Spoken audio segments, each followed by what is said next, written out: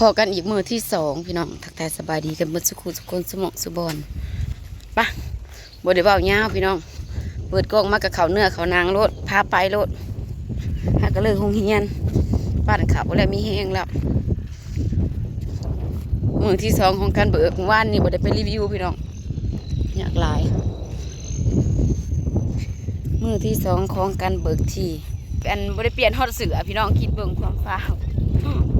สบายดีพี่น้องสบายดียังบ่ได้เปลี่ยนฮอดเสือผู้ซ้ำ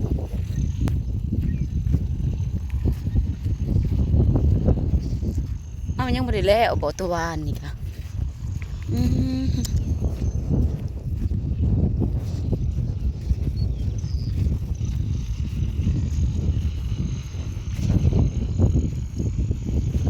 ลองที่สองติว่ามูลตะเคียวพี่น้องบ่แม่นเด้ออีกสิถามมาว่ามีแต่มูลตะเคียวนะบ่มูลยายเรียบบ่มีบ่อันนี้ตะเคียวเป็นคนแบ่งแต่มูลนี่เป็นมูลของยายเรียบพี่น้องหน้านี่เป็นมูลของยายเรียบของตะเคียวมีแต่ดินบ้านอยู่เฮือนผุนเนาะแล้วก็ดินตอนหนึ่งอยู่น้อยหนึ่งอยู่บ้านที่สว่างอันนี้เป็นของยายเรียบเด้อพี่น้องเด้อแถวที่สองอันนี้พี่น้องแถวที่สองปรับไปเบิ่งแถวที่หนึ่ง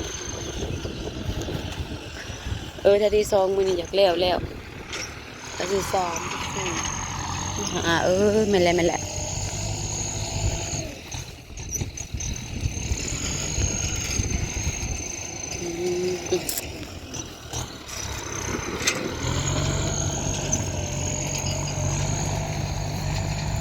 เพื่อจะตันตัวนี้ก็ออกแล้วพี่น้อง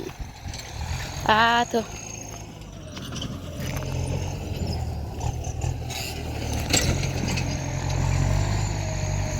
นี่เด่น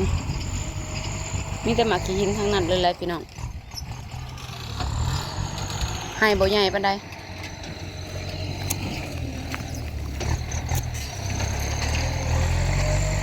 ซ้ำนี้พอดีดำม่วนบ่คนเดียวแนมหน้าแนมหลังมีหมากขี้หินอยู่คู่ไห่พี่น้อง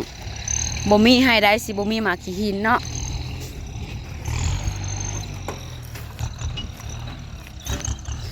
ต่อจะเข้ากวดไปหาอยู่ไซต้นออกต้นไม้ออกโจนเบิร์ดนะคะท่านผู้ชม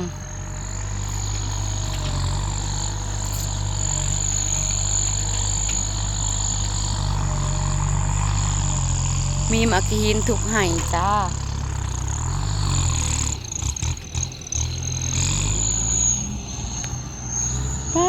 ตู้ตายแหละสีดำหน้าได้อีบ่พี่น้องมีแต่หมากขี้หินทำบริสึงกันได้พี่น้องเขาก็เทยมากายอยู่กระยามันเทยมากายอยู่ก็สิสึงเด่นดีกว่าสึงแล้วเนาะพี่น้องเนาะว่าเขาก็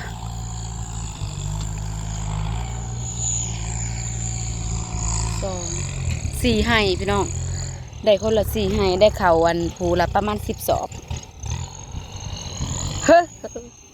น้ำกินทุ่มเจ้ามีอยู่บ่คำโมมีแหละขึ้นไปเอาเด้อเอาข่อยเอามาหาย2 ตุ๊ก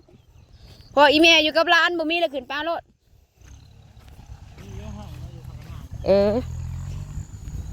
เดี๋ยวตัวนี้น้ำเย็นแดงซื้อน้ำกอดมันจะพอเอาไว้รถมันแดดใจมันพอใครอยู่แถวนี้บ่ได้มีขี้หินเนาะมีอยู่บ่ให้นี่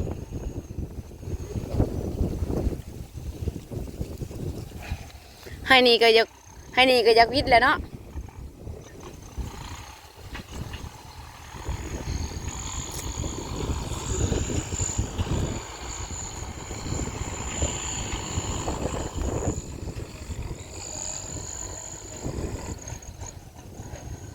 ต่อบ่ผู้มะเร็งเคียงเขตอยู่ผู้อันนี้ก็บ่ออกให้เนาะต่ออันเดียวนี่นะนี่บ่ได้บ่ต่อสันแต่เลือกตั้มออกบ่ได้เนาะ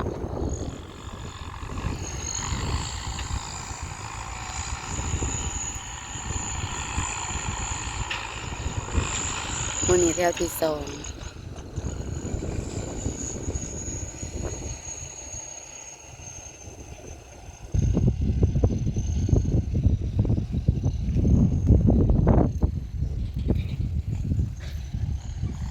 อ้ตะเพ็ดเป็นยัง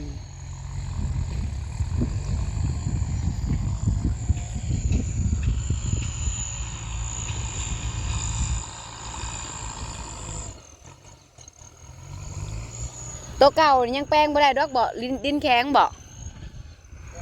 เออเออ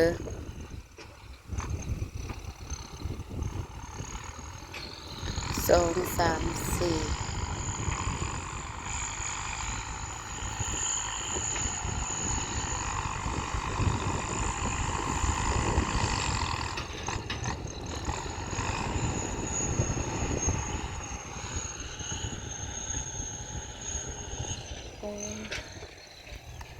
ข้าไปลอง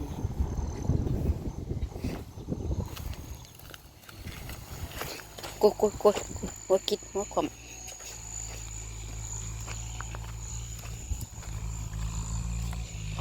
ต่อตัวได้วะต่อตัวนี้ก็เอาออกบ่ได้มันต่อต่ำพี่น้องเอาออกบ่ได้เลยตัวนี้เอาออกบ่ได้นี่ก็คันเป็นอัน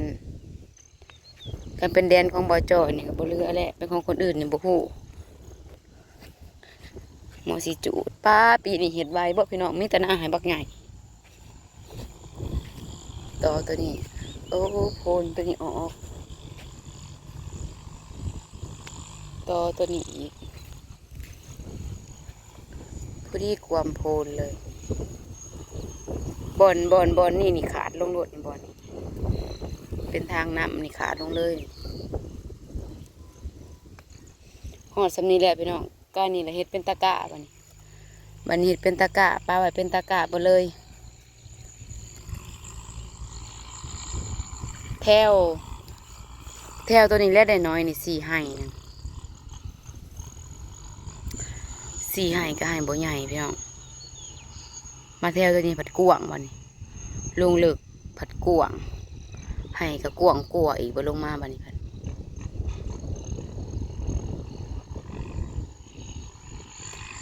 คลองทางหนานะกวางอีกแถวนี่จักพาสิได้แถวใดพี่น้องเอ้ย6 คนจักพาสิได้แถวใดบ่ฮู้จักพาสิได้ดีบ่ได้ดีบ่จักอยู่นี่มันค่าน้องพี่น้องแถวนั้นลงหันอีกตัวนั้นก็4 ไห่บักใหญ่ตัวนี้ก็4 ไห่บักใหญ่ล้อมกลางและล้อม2 ล้อมมีได้พี่น้องคิดได้ดีกว่าหมู่2 ข้างน่ะสิบ่ปานใดแต่ว่า2มันเสียตัวน่ะสิได้อันนั้นเนาะล้อมเฮ็ดทำอิฐนะพี่น้องล้อมนี่เด้นี่ต่อมาก็ล้อมนี่แล้วนี่สิได้หลายนี่มันเคิงกลางนี่2 ล้อมนี่พี่น้องได้หลายกว่าหมู่อันนี้จะมูลมะเร็งได้ว่าซั่น2 ล้อมนี่ได้สิได้หลายกว่าหมู่ก็บ่แน่ได้พี่น้องเพราะว่าเราไล่เฉลี่ยแบบว่าความกว้างกับคันสิไล่ไปตามนั่นก็บ่ได้โตตัวนั้นเขาก็บ่ได้เอาออกให้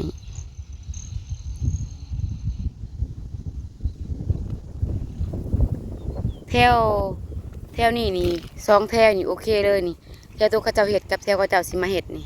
แล้วก็3ยังอีก3 แถวโอเคเลยแถวขอบผูกอะแถวที่2ตัวมาแล้วหอมแหงเลยพี่น้องทันทีสิหยะมาอีกเนาะหยะมาอีกใน1โอเคเลย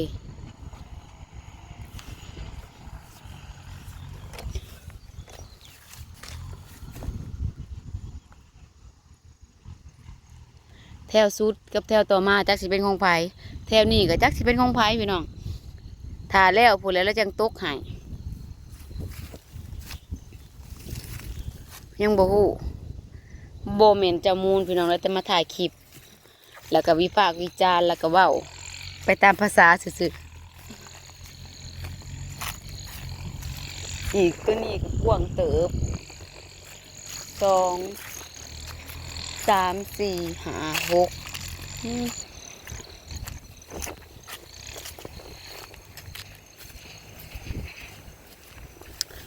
ใบตะดินนะอันเดียวกันเลยพี่น้องแต่ว่ามาแบ่งเป็นพูดแบบนี้หายเล็งหาย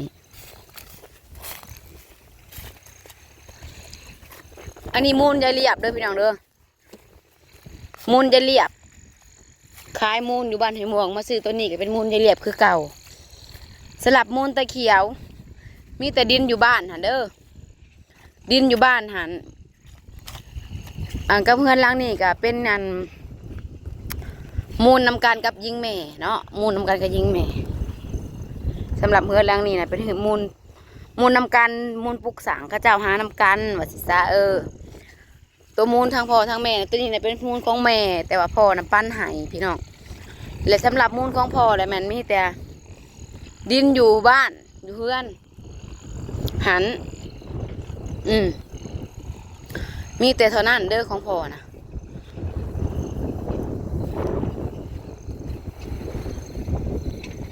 จะได้ก็ฝากเบิ่งฝากส้มฝากเป็นกำลังใจพี่น้องมือที่2ของการ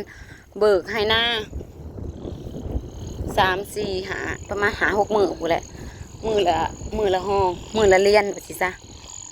พี่น้องพอกันคลิปใหม่ได้เพียงเด้อ